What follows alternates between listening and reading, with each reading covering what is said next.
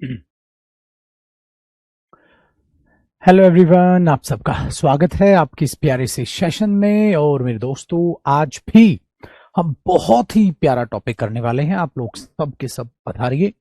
उस टॉपिक का नाम सुन के आपको भी बेहद अच्छा लगेगा। बहुत शानदार और बहुत अच्छा टॉपिक है। उस टॉपिक को ध्यान से देखिएगा, समझिएगा। और ये कहो कि ग्रामर का ये एक लास्ट ऐसा टॉपिक है जो आपके स्पोकन में इफेक्ट डालेगा। आपको पता होना चाहिए मेरे दोस्त इस टॉपिक के बारे में।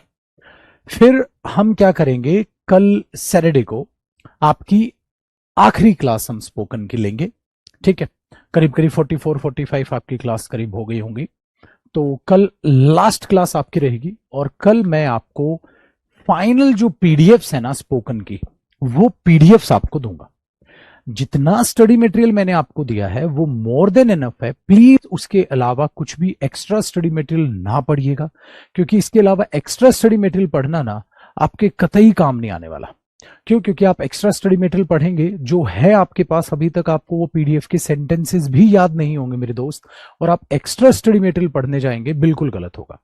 तो जो कल की क्लास है आपकी, वो जो सेशन है वो आपको ये बता देगा कि मेरे दोस्तों आपको ये पीडीएफ इस तरीके से करीब आपको पढ़नी है। तो कल का जो सेशन है हमारी लास्ट क्लास रहेगी, उसमें मैं आपको जो बाकी आज पीडीएफ्स हैं आज मैं रेडी करने वाला हूं आपके लिए, और उनको मैं आपके लिए कल बताऊंगा कौन सी पीडीएफ आपने कैसी पढ़नी है। ठीक है ना, ये ध्यान रखिएगा आप लोग। ठीक है, 42 क्लासेस हो गई। ओके, तो आपको फिर पता चलेगी वो पीडीएफ्स क्या है। उनमें मैं हिंट दे देता हूं आपको क्या है। कुछ स्टोरी की पीडीएफ्स हैं। मैं बहुत लॉन्ग स्टोरीज आपके लिए लेके आ रहा हूं थोड़ी सी, ताकि जिसे आप पढ़ के फील करें जैसे कि आप नोवेल पढ़ रहे हैं। तो लॉन्ग स्टोरीज होंगी जो आपकी रीडिंग हैबिट बनाएंगी। ठीक है, और उनमें स्टोरीज में ऐसे सेंटेंसेस में बना रहा हूं जो डे टू डे काम आए। ऐसे सेंटेंसेस नहीं जो लेंदी है, उनका स्पोकन से कोई लेना देना नहीं। अगर माय डियर स्टूडेंट्स मैं आपको कहने की कोशिश करूं, it's very very easy to speak English if you start with your basics and if you stick on your basics. आप बेसिक्स पे ही रोके रखिए, अपने आप को एडवांस लर्नर बनाने की कोशिश मत करिए। उस बेसिक पर कम से कम आने वाले और 2 महीने प्रैक्टिस रखिएगा।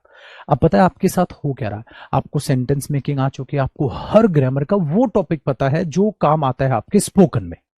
ठीक है, काम आता है आपके स्पोकन में, क्योंकि कॉम्पिटिटिव का एग्जामिनेशन नहीं है कि कॉम्पिटिटिव का एग्जाम है और आपके लिए यहां पर जो काम आएगा वो ग्रामर के टॉपिक्स काम आएंगे, ऐसा कुछ भी नहीं है। ऐसा कुछ भी नहीं।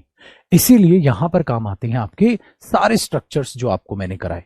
हम क्या करते हैं मेरे दोस्तों, हम ज्यादा सिलेबस पकड़ने के चक्कर में जो सिलेबस सीखना चाहिए स्पोकन के लिए उसको नहीं सीखते, और ज्यादा के चक्कर में वैसे ही जो है इतना पजल हो जाते हैं कि होता है ना, या तो हम 0 रहेंगे या हम इंग्लिश 100% रहेंगे।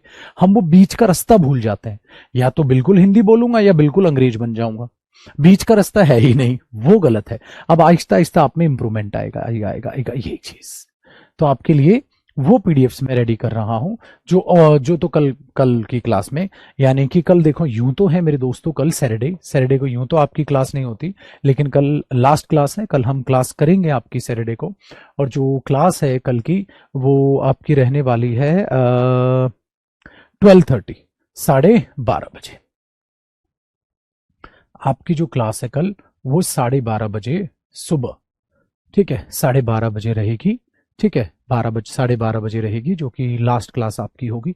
उसमें जो बाकी पीडीएफ्स हैं वो आपकी रेडी है। तब तक मैं आपको बता भी दूंगा कि ये पीडीएफ्स आपने ऐसे पढ़नी है। ठीक है ना। अगर मेरे दोस्तों मैं बात करूं अभी की, फिर मैं टॉपिक स्टार्ट करता हूं आज की क्लास का। अभी आपके पास जो 23 पीडीएफ्स हैं, और वो बहुत सारी जितने भी पीडीएफ्स हैं कल मैं बताऊंगा। इन पीडीएफ्स के, ये पीडीएफ को अगर आप जोड़ोगे ना तो एक अच्छी खासी मोटी किताब तैयार हो जाएगी आपकी पेजेस की। ठीक है ना, तो आपको कोई बुक वगैरह स्पोकन की जरूरत नहीं पड़ने वाली। चलो सर, तो आज का टॉपिक क्या है? आज का टॉपिक पता है क्या? आज का टॉपिक है मेरे दोस्तों कंडीशन एंड इमेजिनेशन। क्या है आज का टॉपिक? कंडीशन एंड इमेजिन, या इसको एक और यूनिक सा नाम दे दूं मैं? चलो कोई नहीं, ये देते कंडीशन एंड इमेजिनेशन। आज मैं आपको ये सिखाने वाला हूं, कंडीशन एंड इमेजिनेशन। ये टॉपिक है आज का जो स्पोकन में बहुत ज्यादा काम आता है। फिर कल बताऊंगा मेरे भाइयों मैं आपको क्या है। ठीक है, डन है। तो कल 12:30, ठीक है, आपसे साथ, अरे सॉरी AM लिख दिया था क्या मैंने? हमारा प्यारा भाई कह रहा है AM, नहीं नहीं नहीं, 12:30 PM, ठीक है, कल दोपहर को 12:30 बजे, ठीक है। चलिए मेरे दोस्त, कंडीशन एंड इमेजिनेशन का मतलब क्या है? कंडीशन आप कैसे रखेंगे? अगर आपको ध्यान से सुनना, अगर आप कोई भी कंडीशन बोलेंगे तो कंडीशन हमेशा सिर्फ प्रेजेंट टाइम में बोली जाती है मेरे दोस्त, कभी भी कंडीशन पास्ट के लिए नहीं बोली जाती। तो कंडीशन को बोलने का मतलब क्या होता है? देखिए, जब कभी भी आप कंडीशन बोलते हैं, जब कभी भी आप कंडीशन बोलते हैं, पहले कंडीशन फिर इमेजिनेशन बताऊंगा, तो कंडीशन आप ज्यादातर कंडीशन बोलने के लिए इफ का यूज करते हैं। कंडीशन बोलने के लिए इफ यहां यगर या यदि का मीनिंग देता है, मेरे साथ साथ करना, यदि का मीनिंग देता है। तो कंडीशन के लिए पहला जो शब्द है, चलो पहले ऐसे कर लेते हैं इसको, कंडीशन पहला शब्द इफ। इफ का मतलब मेरे दोस्तों अगर या यदि होता है, अगर या यदि। यदि ऐसे लिखेंगे ना हिंदी में, छोटी की मात्रा आएगी ना, या अगर या यदि होता है, अगर या यदि।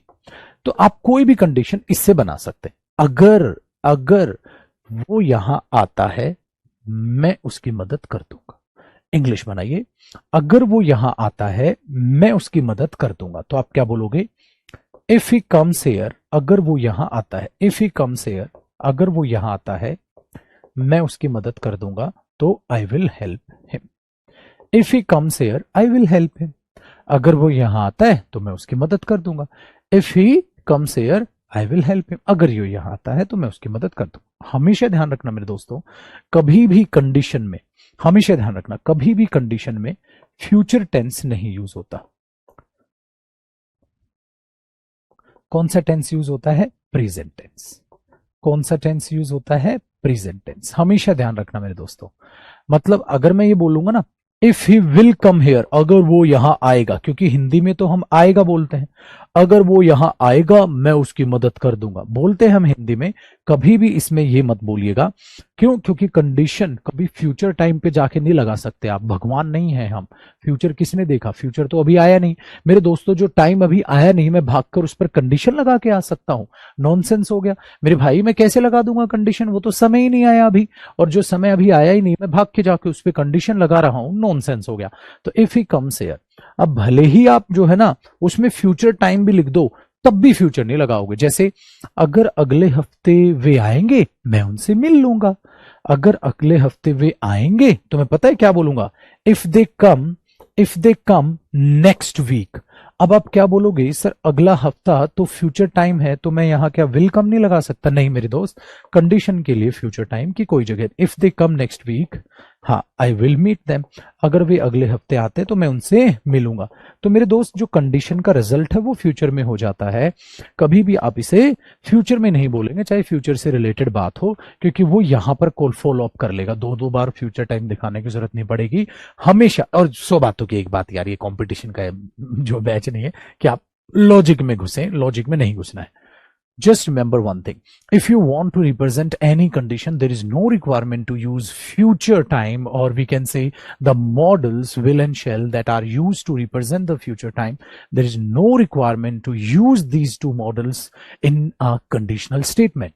Because if you say any condition, you can impose any condition on the present time. You cannot impose any condition on the future time.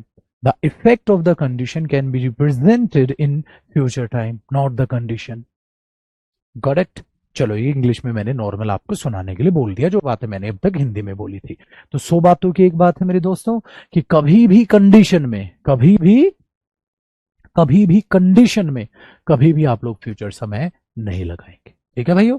कभी भी कंडीशन में आप फ्यूचर समय नहीं लगाएंगे, ये ध्यान रखना, कभी भी नहीं लगा। सही है? चलिए मेरे भाइयों, चलिए देखें, कॉपी हुआ। तो इफ कंडीशन है तो हमेशा याद रखिएगा, इफ का इफेक्ट फ्यूचर में आ जाएगा, इफ का इफेक्ट फ्यूचर में आ जाएगा, लेकिन आप कभी भी उसमें ये कंडीशन अप्लाई नहीं करेंगे। ठीक है? All set? चलिए सेकेंड वर्ड क्या है सन कंडीशन का? अनलेस, जब तक नहीं। जब तक नहीं, एक कंडीशन को दिखाने का अनलेस शब्द होता है, जब तक नहीं। ठीक है? जैसे जब तक वे यहां नहीं आते मैं उनको पैसे नहीं दूंगा। जब तक वे यहां नहीं आते, ठीक है, जब तक वे यहां नहीं आते, अनलेस दे कम हेयर, है ना, जब तक वे यहां नहीं आते। मेरे दोस्तों इसके साथ नॉट यूज मत करना, ये अपने आप नेगेटिव सेंस रखता है।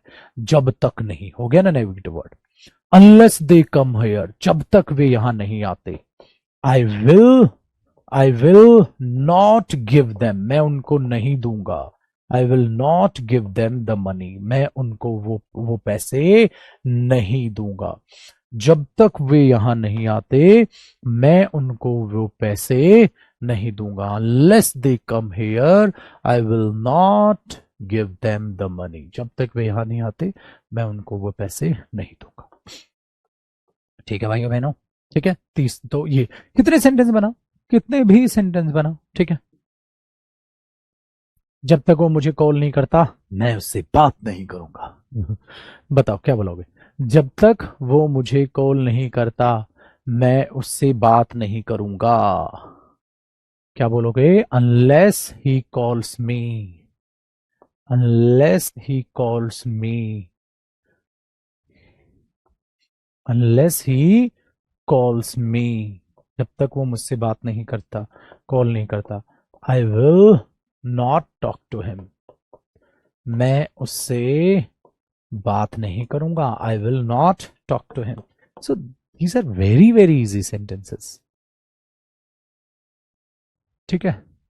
पॉजिटिव वर्ब्स तो कल किया मेरे दोस्त, पॉजिटिव वर्ब उतना ही है बाबू, उससे ज्यादा नहीं करना है, उतना ही होता है पॉजिटिव वर्ब बस, ठीक है। तो unless he calls me I will not talk to him, जब तक वो मुझे कॉल नहीं करता मैं उससे बात नहीं करूंगा, ठीक है। स्पोकन का नेक्स्ट बैच कब आएगा, आई थिंक आफ्टर 25 डेज, कम से कम एक महीने बाद, कम से कम स्पोकन का बैच अगला आएगा कम से कम एक महीने बाद। ये बैच आपको पता है ना आफ्टर 6 मंथ्स आया था, तो अगला बैच कम से कम एक महीने बाद आएगा, ठीक है ना।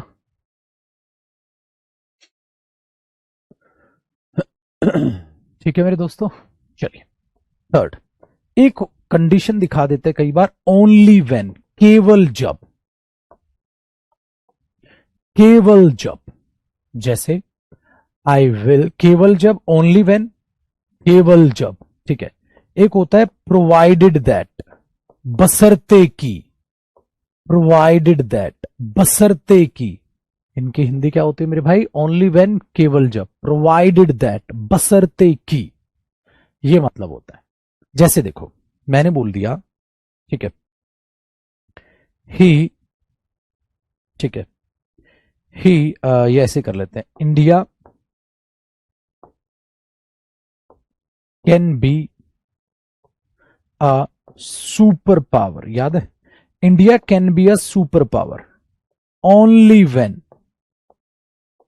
दे वर्क ऑनेस्टली, इंडिया एक सुपर पावर बन सकती है केवल जब, जब वो एकदम क्या करे, जब वो, India can be a super power only when they work honestly, केवल जब, जब वे, ठीक है, मेहनत से काम करें, ईमानदारी से काम करें। आप इसको कंडीशन के लिए अप्लाई करोगे। या provided that, India super power बन सकती है बशर्ते कि वे मेहनत से काम करें। तो मेरे दोस्तों आप इसमें दो तरीके से काम कर सकते हैं, इस तरीके से आप इन्हें यूज करते हैं, ओनली व्हेन, बशर्ते की, ठीक है, डन है, हुई जी बात यार।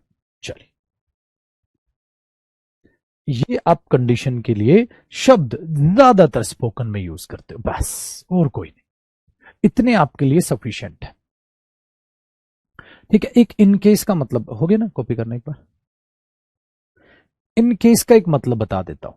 इन केस आप यूज करो कुछ प्लान करना, कुछ प्लान करना, तो आप इन केस भी यूज करते हो मेरे दोस्तों। पता है क्या होता है, जैसे, जैसे मैंने बोला ये काम करो यार, वी विल बाय सम, ठीक है, we will buy some milk, हम कुछ मिल्क जो है बाय कर लेते हैं, या हम कुछ चॉकलेट्स बाय कर लेते हैं, हम कुछ फ्रूट बाय कर लेते हैं। हाँ, क्यों? इन केस, हाँ, in case the children come, क्या पता बच्चे आ जाए। In case the children come, क्या पता बच्चे आ जाए। In case he will carry an umbrella in case it rains, भाई वो कैरी कर लेगा एक अम्ब्रेला, क्या पता बारिश हो जाए, है ना। I will carry an umbrella, I will carry an umbrella in case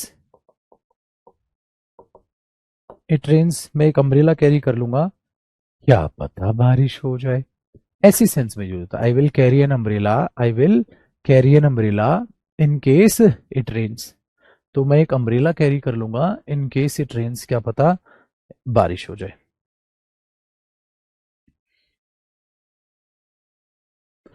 ठीक है, ऐसा हो जाएगा। All set in if past में नहीं आए, अभी बताऊंगा भैया। पास्ट में वो, पास्ट में वो क्या कर देगा, इमेजिनेशन बना देगा, अभी बताऊंगा। ठीक है, तो इन केस को भी आपको ध्यान में रखना है। अब देखते, तो ये हुई कंडीशन प्लानिंग, आप ऐसे दिखा लोगे इन मेजर मेजर शब्दों से। आपने बोला हाँ सर, इनकी भी जरूरत पड़ सकती है हमें तो, अगर स्पोकन इंग्लिश में बात करें तो। अब मैं आपको इमेजिनेशन लेना सिखा देता हूं, स्पोकन इंग्लिश में इमेजिनेशन कैसे लेते हैं।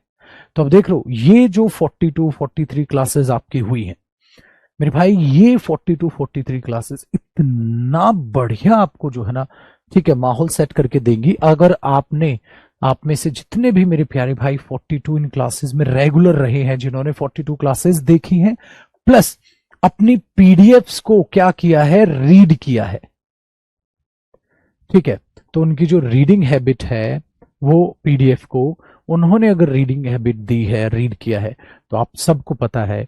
देख लो माय डियर स्टूडेंट्स, आपने 599 रुपए मेरे भाई इस बैच पे लगाए, और आपकी पर्सनैलिटी में कितना चेंज आया है, आपके स्पोकन में कितना बदलाव इस मात्र अमाउंट से आया है। इसीलिए हम कहते हैं आज के समय में हर चीज अवेलेबल है, हर चीज अवेलेबल है, बस बशर्ते आप रेगुलर अपनी कंसिस्टेंसी दिखाएं और पढ़ें। रिवीजन बहुत ज्यादा जरूरी है पीडीएफ्स का। अगर आपने गलती की कि इन पीडीएफ्स को छोड़ के पता चला मार्केट से कोई स्पोकन की किताब ले आए, या इधर उधर आपने जो है टाइम खराब करने की कोशिश की, आप टोटल गलत कर लेंगे मेरे दोस्त। वो होता है ना, जो सामने पीडीएफ 23 है ना, और 23 पीडीएफ से आपकी प्लस करीब करीब मिनिमम है, कल मैं 7 तो बनाऊंगा ही बनाऊंगा पीडीएफ, ठीक है, 7 पीडीएफ तो करीब करीब बनेंगी।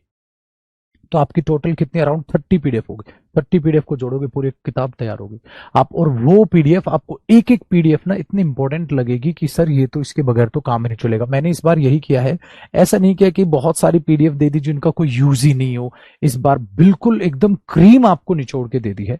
आप इतना पढ़ें और अपनी स्पोकन में 4 चांद लगाएं। इसके बाद तो बस आप जितना बोलोगे उतना निखरते चले जाओगे, ठीक है ना। चलिए मेरे दोस्त वापस आते हैं। अब क्या सिखाओगे सर? अब हमने क्या किया मेरे भाई, कंडीशन देख ली, अब इमेजिनेशन। सर इमेजिनेशन क्या मतलब, क्या होता है मेरे भाई? आप ऐसा नहीं बोलते काश मेरे पास पैसा हो, काश वो आ जाए, काश मैं ये कर लूँ, इस टाइप के, और काश मैंने ऐसा कर लिया होता। तो अब मैं आपको इमेजिनेशन सिखाता हूं। अब मैं आपको इमेजिनेशन सिखाता हूं मेरे भाइयों। इमेजिनेशन कैसे बोली जाती है, हमेशा ध्यान रखिएगा, हमेशा ध्यान रखिएगा।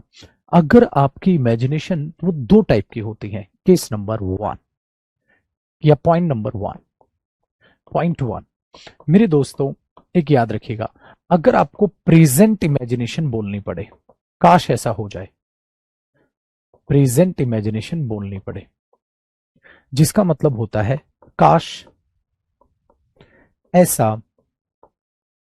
हो जाए, काश ऐसा हो जाए, काश ऐसा हो जाए, ठीक है, काश ऐसा हो जाए। डन है।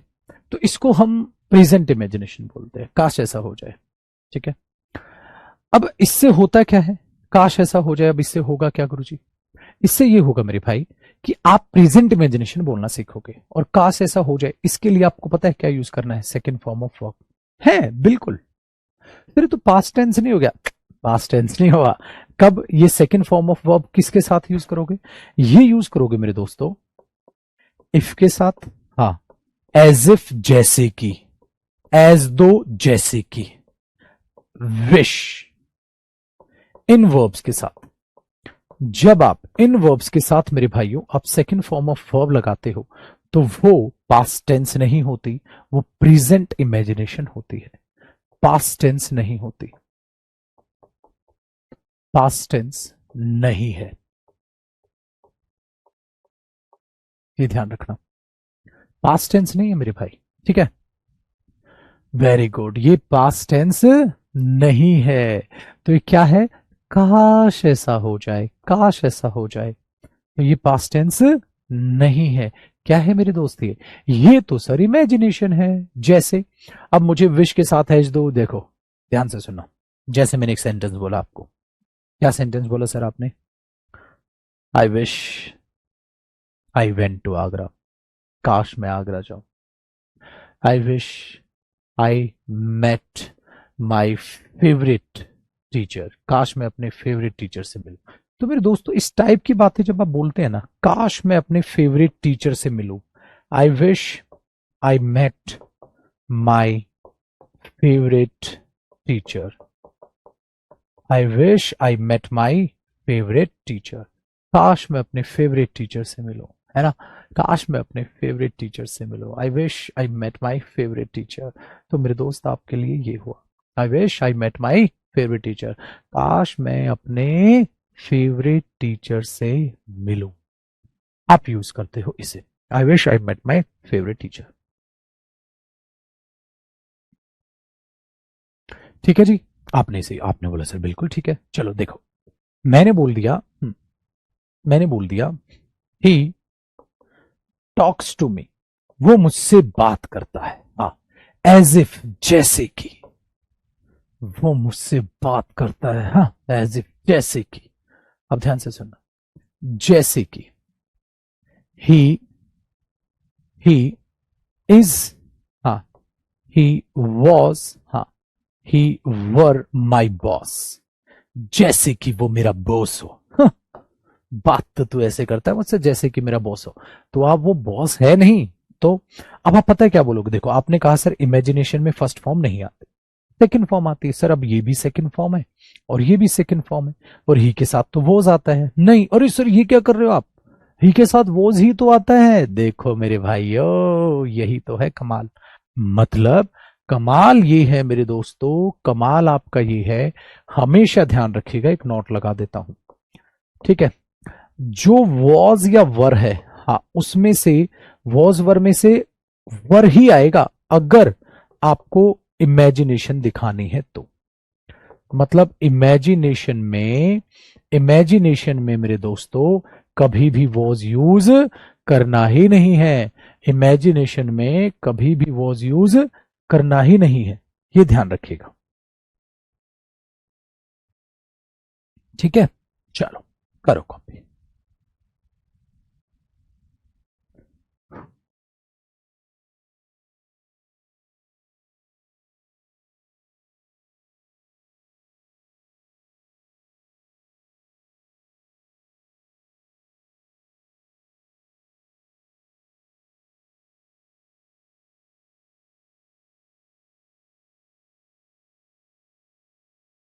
ठीक है ना?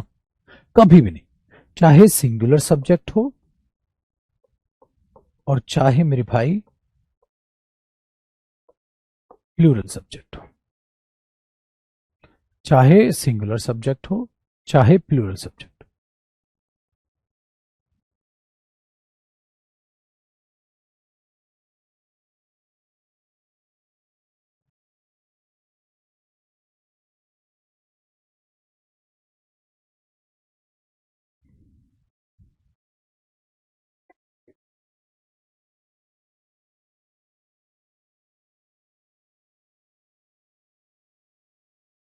ठीक है, चलिए। इसीलिए पता है क्या बोलते हैं? I wish I was rich, काश मैं अमीर हूं। I wish I was rich या I were rich, I wish I were rich, हमेशा ध्यान रखिए, ठीक है। अच्छा, वो ऐसे रो रही है जैसे कि बच्ची हो।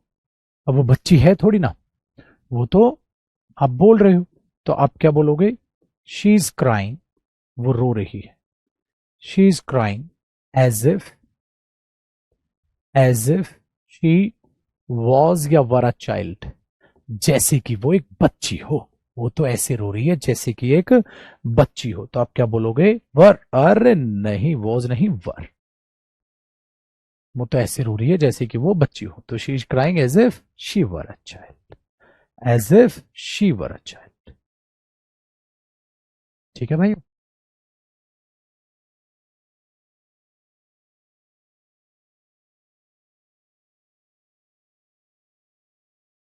इस तरीके से आपको चीजें पता करनी है बस। तो ये प्रेजेंट इमेजिनेशन आप कैसे भी बोलो। अगर अब देखते हैं इसका पॉइंट नंबर 2 ना हमारा, हाँ point number 2,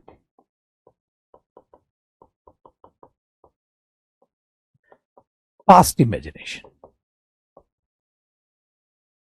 past imagination, what about past imagination? महिमा गुप्ता। नहीं बेटा, बहुत स्टोरी टेलिंग की बहुत क्लासेस ले ली, अब आप रीडिंग पे ध्यान दो बस। जो स्टोरी की मैं आपको पीडीएफ्स दूंगा, और बोलने पे ध्यान दो।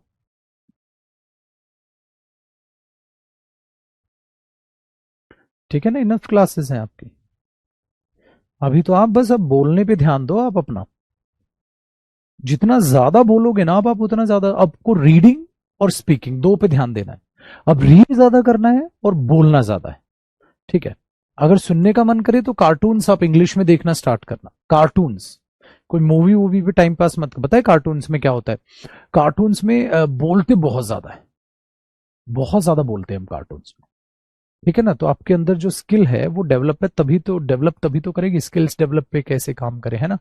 तो स्किल्स आप डेवलप करोगे ना, तो तभी होगा जब आप, अब आपको दो चीज सबसे ज्यादा करनी है, रीडिंग और स्पीकिंग। अगर सुनने का मन करे इंग्लिश, तो प्लीज आप कार्टून छोटा भीम देख लेना। आप उस कार्टून को इंग्लिश में एक बार देखने की मेरे दोस्तों कोशिश करिएगा, आपको इतना मजा आएगा। क्योंकि वहां क्या होता है, जब आप मूवी देखते हैं ना 1.5-2 घंटे की, उसमें डायलॉग्स और आपके नेटिव स्पीकर्स नहीं होते, तो आपको उनकी लैंग्वेज समझ नहीं आती है। इसलिए हॉलीवुड मूवीज को अगर आप देखते हैं इंग्लिश में, तो वो आपकी मदद तो नहीं करेंगे मेरे दोस्त। So please watch cartoons in English, इतना मजा आएगा आपको जिसकी हद नहीं, ठीक है। डन है। देखो पास्ट इमेजिनेशन, क्योंकि यार आप कह रहे हो कि अक्सर सारी की सारी ग्रामर तो आपको आती है, अगर आपने बैच लिया है तो बहुत है। नहीं, टॉम एंड जेरी नहीं, ना ना ना ना ना, टॉम एंड जेरी ने फायदा नहीं करेगा। सिर्फ और सिर्फ छोटा भाई, उसकी जो इंग्लिश है ना वो, और सब टाइटल्स के साथ। मैं आपको एक बार दिखा देता हूं, देखो मैं आपको ना एक बार दिखा देता हूं, अगर इसमें टाइपिंग ऑन है हमारी तो मैं एक बार चेक कर लेता हूं।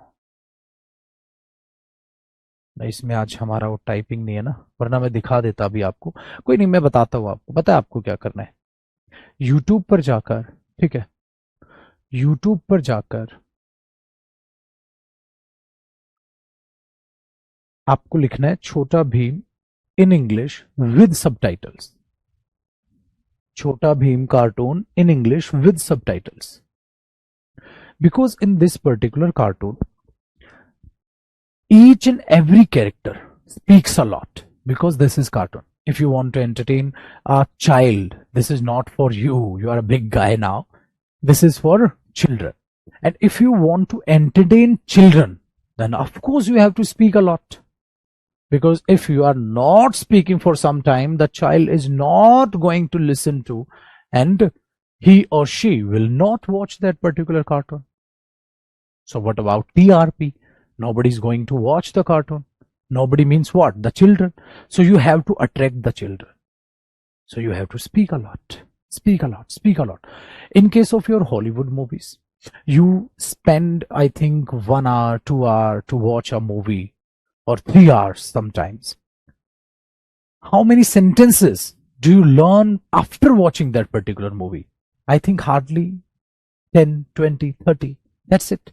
But if you watch cartoon, at least for 15 to 20 minutes, one episode, I can say 15 to 20 minutes, then you can see, I think more than 100 sentences you are going to listen. More than 100 sentences. It matters a lot. This is the reason I always recommend to watch cartoons.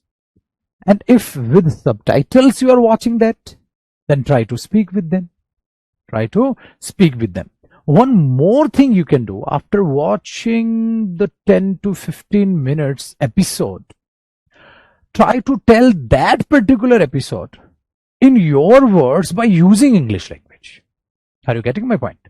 You have to tell me the story of that particular episode by using your own words. Remember the childhood days, your school days. In your school days, you always try to read the story, but in your words. Remember, you have to read the story, and after reading the story, you have to write down the story in your word, or you have to make the summary of that particular story. So if you read 2 to 3 pages of a story and write down that particular story in half, or you can say in 100 words, in 50 words, in 30 words. So just like that, if you watch 15 to 20 minutes episode of a cartoon and you have to tell that particular episode by speaking in 2 to 3 minutes, and if you want to record yourself, then go for it. You should try it and you will start enjoying it. So sometimes you can watch cartoons, sometimes you can read your PDFs, because you are going to read a lot of sentences.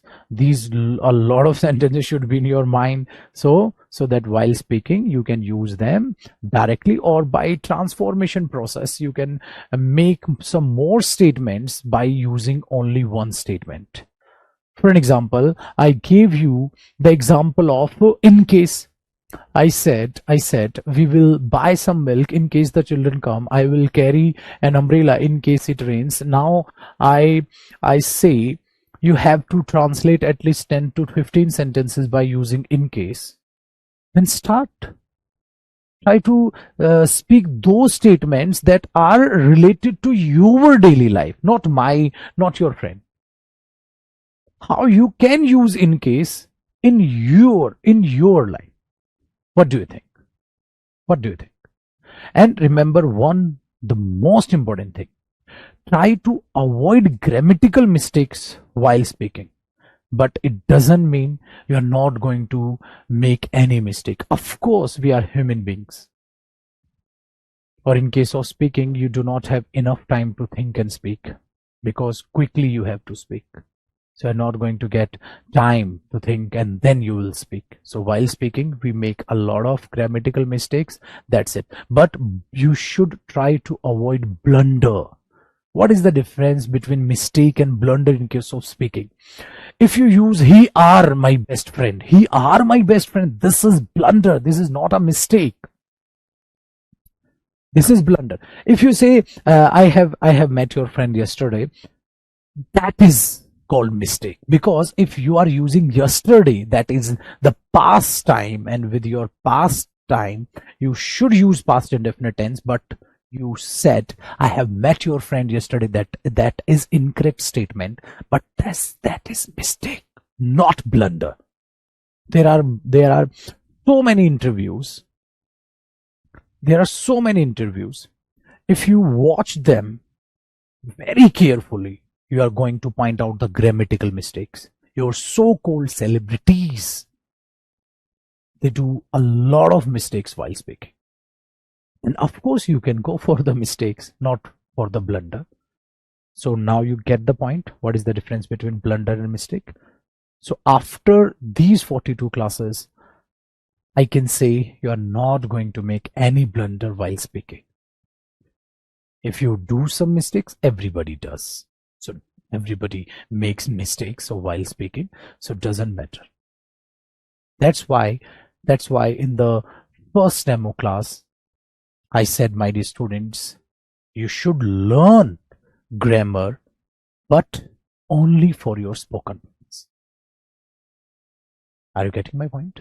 So that's quite easy.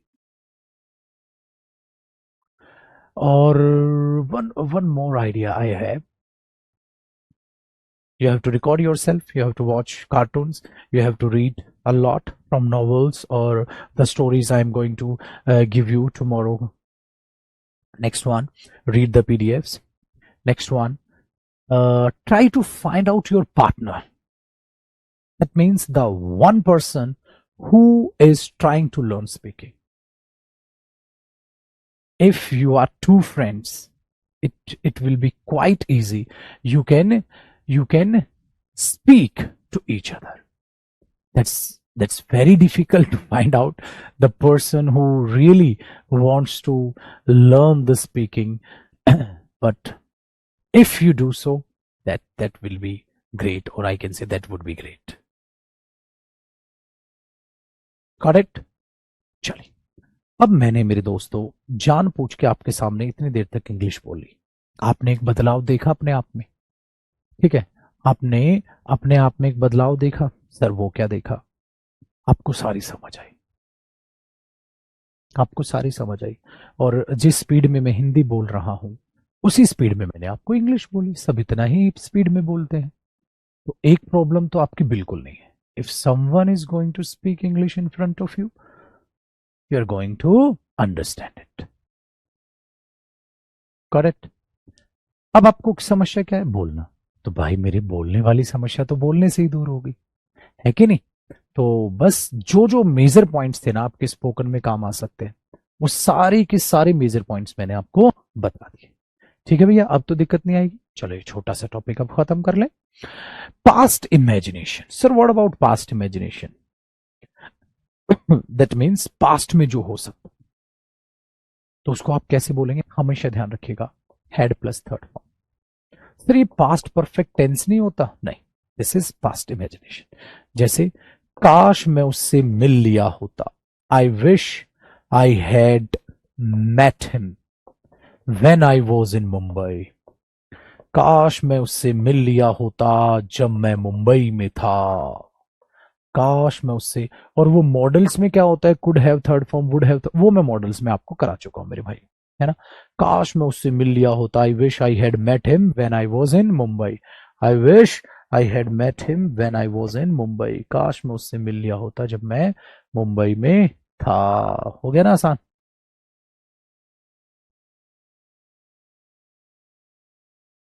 ऐसे बोलना आपने, I wish you had worked hard, काश तुमने मेहनत कर ली होती।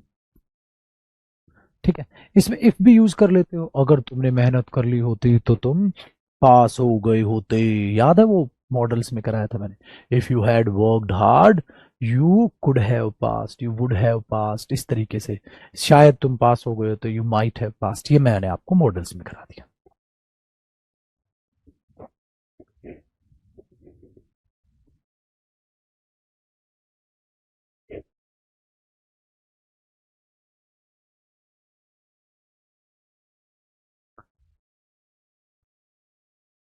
ढाई महीने तो हो गए ना करीब बैच।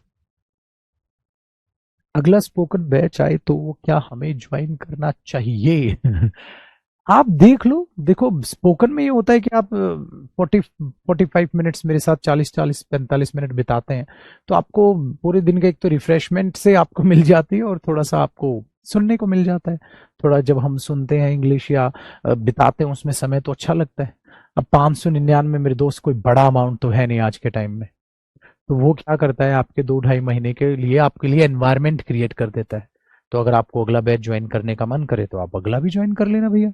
फायदा तो देखो, नुकसान तो होना नहीं है कुछ बैच ज्वाइन करने का कि नुकसान हो जाएगा बैच ज्वाइन करने से, फायदा ही फायदा है। अच्छा एक बात बताइए, एक बात आप सोच के बताइए, अगर आपने बैच ना लिया होता तो आप इंग्लिश बोलने के लिए, स्पोकन इंग्लिश के लिए इतना इंटरेस्ट डेवलप कर पाते? आप अपने ऊपर नहीं कर पाते ना।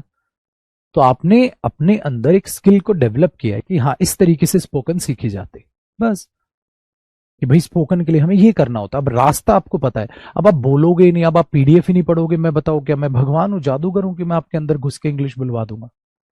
है ना। आप में से जिन्होंने मेरे साथ सेंटेंस मेकिंग की है वो तो आराम से इंग्लिश बोल रहे हो। अब मुझे तो कोई फर्क ही नहीं पड़ता मेरे दोस्त, मैं इंग्लिश बुलवाओ हिंदी बुलवाओ, मुझे क्या फर्क पड़ रहा है। जो बातें हिंदी में बोलनी हो इंग्लिश में बोल लो, तो दोनों लैंग्वेजेस मेरे लिए आसान हो गई है कि नहीं।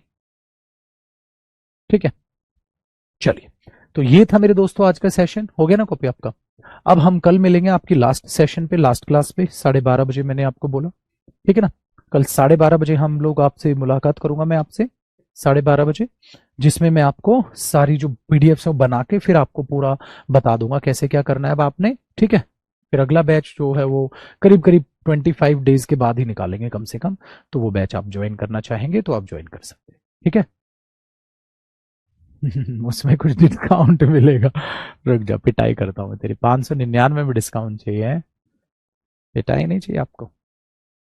चलिए, तो कल मिलते हैं। बड़ा अच्छा लगा आप लोगों से मिलकर, बड़ा अच्छा लगा आप लोगों के, ठीक है, साथ समय बिताकर। Thank you so much. तो कल ऐसे ही 10-15 मिनट का सेशन होगा कल का, 10-1 मिनट का मैक्सिमम। उसमें बस जो पीडीएफ से मैं आपको बता दूंगा कि इस तरीके से पीडीएफ है, आपने ये करना है, ठीक है। चलिए, thank you so much, bye bye, take care. कल मिलते हैं मेरे दोस्तों 12:30 बजे। Thank you, love you lot. And बहुत सारा प्यार आप लोगों ने मुझे दिया, ठीक है, उसके लिए तहे दिल से शुक्रिया। कल मिलते हैं, और प्यारी प्यारी पीडीएफ रेडी करके मैं आपको कल मिलूंगा और बता दूंगा उनको कैसे आप रीड करोगे। रीडिंग के लिए मैं बेसिकली कल स्टडी मटेरियल दूंगा आपको, ठीक है। चलिए, bye bye, take care, thank you.